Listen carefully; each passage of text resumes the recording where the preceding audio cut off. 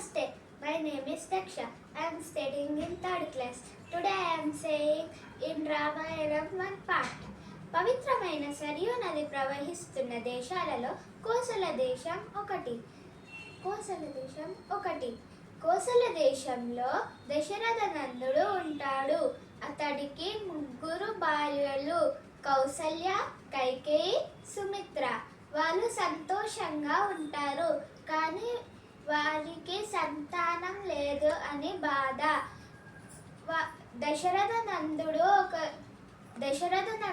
ఇంకా వారి 3 భార్యలు ఒకరోజు కూర్చున్నప్పుడు మహాముని వశిష్ఠుడు వచ్చి, మీరు ఇలా యజ్ఞం చేయండి, అప్పుడు మీకు సంతానం కలుగుతుంది అని చెప్తాడు. అప్పుడు దశరథ నందుడు ఇంకా కొన్ని ఋషులు యజ్ఞం చేస్తుంటే యజ్ఞం నుంచి దివ్య పురుషుడు ప్రత్యక్షమయ్యాడు. ఒక కుండలో ప్రసాదము దశరథ నందుడికి ఇచ్చి, ఇది మీ భార్యలకు ఇవ్వండి అని చెప్తాడు. మళ్ళీ ఆయన మాయమైపోతాడు.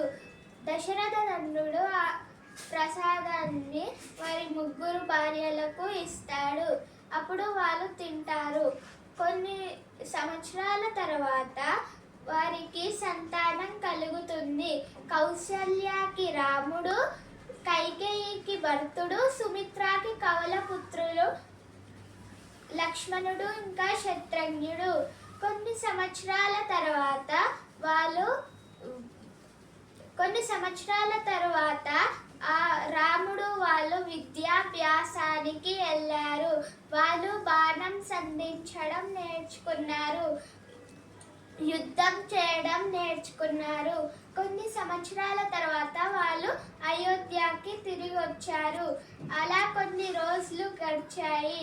కొన్ని రోజుల తర్వాత విశ్వామిత్రుడు వారు వచ్చారు. అప్పుడు ఒక అతను వచ్చి దశరథ నందుడికి విశ్వామిత్రుల వారు వచ్చారు అని సంకేతం ఇస్తాడు. అప్పుడు దశరథ నందుడు వారిని లోపలికి తీసుకురామని చెప్తాడు. అప్పుడు విశ్వామిత్రుడు లోపలికి వస్తారు.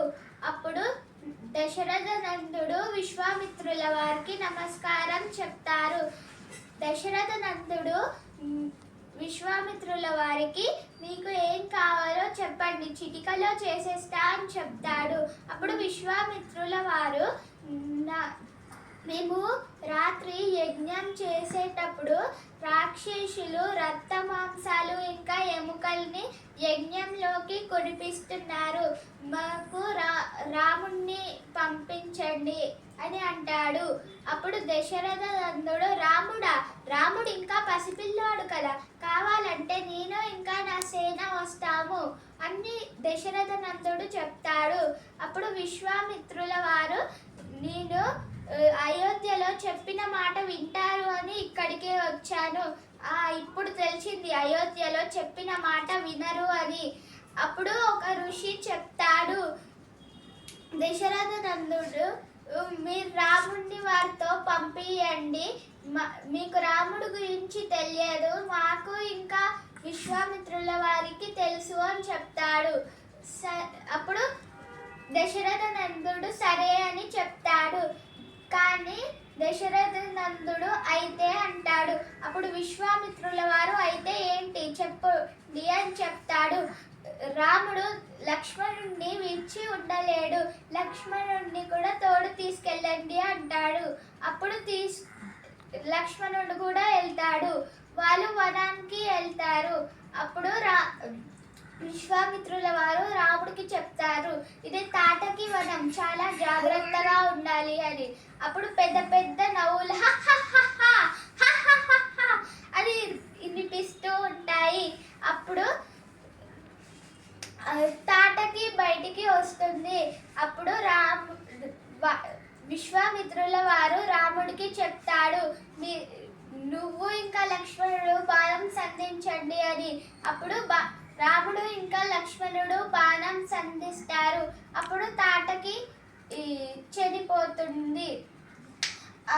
ఆ రోజు రాత్రి విశ్వామిత్రుల వారు యజ్ఞం చేస్తుంటే యజ్ఞం చేస్తుంటే తాటకి వాళ్ళ పుత్రులు సుబాహుడు ఇంకా మారీజుడు వచ్చి రక్తమాంసాలు ఇంకా ఎముకల్ని యజ్ఞంలోకి కురిపిస్తూ ఉంటారు. అప్పుడు రాముడు వాళ్ళని ఆపుతాడు.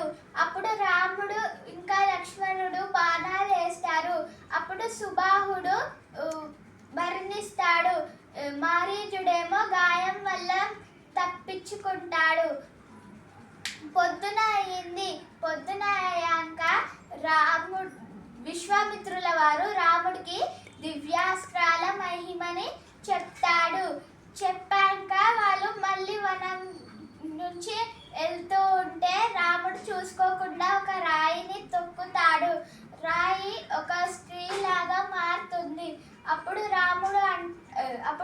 ఆ స్త్రీ అంటుంది, నేను ధన్యురాలిని రామా, నీ పాద స్మర్శతో నా శాపాన్ని తొలగించుకున్నా అని చెప్తుంది. అప్పుడు ఒక స్త్రీ ఇన్ని రోజులు రాయిలా జీవిస్తుందా అంటే, అవును, నేను నా భర్త శాపం వల్ల రాయిలా మారిపోయాను అని చెప్తుంది. ధన్యవాదాలు.